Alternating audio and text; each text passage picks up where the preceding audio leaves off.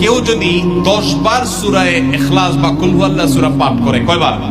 10 বার, রাতে দিনে যে কোনো সময় 10 বার যদি কেউ কুল হুয়াল্লাহ সূরা পাঠ করে, আল্লাহর নবী সাল্লাল্লাহু আলাইহি সাল্লামের হাদিসে ওয়াদা রয়েছে, আল্লাহ তাআলা ওই ব্যক্তির জন্য জান্নাতে একটা বিশাল প্রাসাদ নির্মাণ করবেন।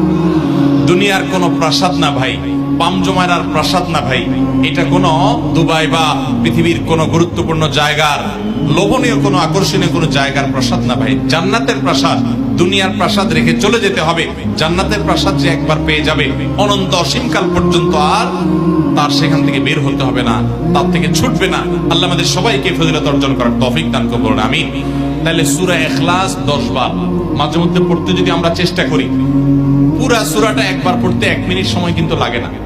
কুল হুয়াল্লাহু আহাদ আল্লাহুস সামাদ লাম ইয়ালিদ ওয়া লাম ইউলাদ ওয়া লাম ইয়াকুল লাহু কুফুয়ান আহাদ। কয় সেকেন্ড সময় লাগছে? 20 সেকেন্ড, 25 সেকেন্ড। আপনি চাইলে 1 মিনিটে 3 বার কুল হুয়াল্লাহ সূরা পড়তে পারেন, তার মানে 1 মিনিটে পুরো কোরআন খতম দেওয়ার সওয়াব আপনি লাভ করতে পারেন।